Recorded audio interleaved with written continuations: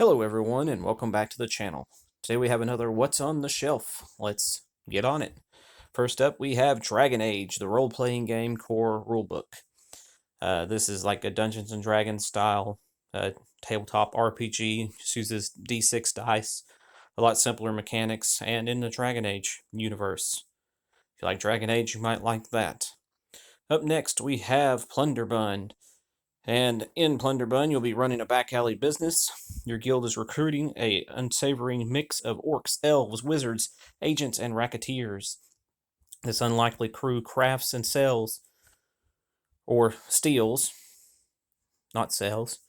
This unlikely crew crafts and steals black market goods, extorts merchants, and moves your ill-gotten gains through the mean streets of the Sprawl, a city with a Prohibition-era feel and high fantasy characters. This is a game for 2 to 5 players, lasting 30 minutes per player. Scoring happens over 4 seasons, each comprised of 3 months. A player-friendly deck-building mechanic drives placement of agents who sell black market goods and racketeers who extort merchants. All the while, the deck building improves the goods bought through the market. And up next, we have Tiny Towns. You are the mayor of a tiny town in the forest, where the smaller creatures of the woods have created a civilization hidden away from predators. This new land is small. The resources are scarce. You'll take what you can get, never say no to building materials. Cleverly plan and construct a thriving town, and don't let it fill up with wasted resources. Whoever builds the most prosperous tiny town wins. But your town is represented by a 4x4 grid, which you place resource cubes in specific layouts to construct buildings. Each building scores victory points in a unique way. No player can place any more resources or construct any buildings. The game ends. And any squares without buildings are worth negative points. The player with the most points wins. Up next, we have the Tiny Town Villagers expansion. It adds some new mechanics, new lodge boards, villager meeples, 18 building cards, monument cards, and villager cards. And like I said, adds a new way, some new mechanics, new ways to play. Next up, we have the Tiny Towns Fortune expansion. And in this one, the creatures have found a way to trick each other into thinking shiny bits of metal have arbitrary value. It's very useful, but it adds new, same as the other one, new mechanics, new pieces to the game, chest boards, wooden coins, wooden resources cubes, building cards, new monuments, and a score pad. Up next we have Mariposas, and in Mariposas, you'll be playing over 3 seasons. Your butterflies will try to head north in spring, spread out in summer, and return south in the fall. There are an increasing number of turns per season, 4 turns per player in spring, 5 turns in summer, and 6 turns in fall. Each season ends with scoring. The player with the most victory points at the end of the fall wins the game. But more or less, you're migrating butterflies and breeding new butterflies as you go up toward Canada and then back down toward Mexico. And yeah, you'll be playing different cards to move your butterflies and score points. It's got wooden butterflies. Up next, we have the Gloomhaven Forgotten Circles expansion. I'm sure most people probably know what Gloomhaven is, but this brings new foes, a new character called the Aster Diviner, a 68-page scenario book with 20 dynamic adventures, 7 new monsters, including 3 powerful bosses, new locations, items, road events, city events, rift events, and new unlockable envelopes. Up next, we have the Super Fight Loot Crate deck. So this 100-card deck version of the viral card game Super Fight, designed exclusively for Loot Crate by Skybound. These cards are only available in this exclusive deck. Create hilarious fighters with these cards, then argue over who would win in a fight between them. It's like a silly party game.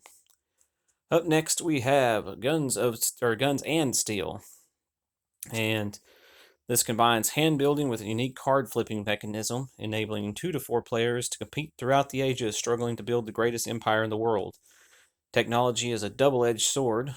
We have grown accustomed to the comforts of civilization, but at the same time, we are always creating bigger and bloodier methods of destructions. Will you focus on civil developments to speed up production, or will you build powerful armies to lay waste to your enemies? Do you build wonders to create a permanent heritage for mankind, or do you seize it from those who are not worthy?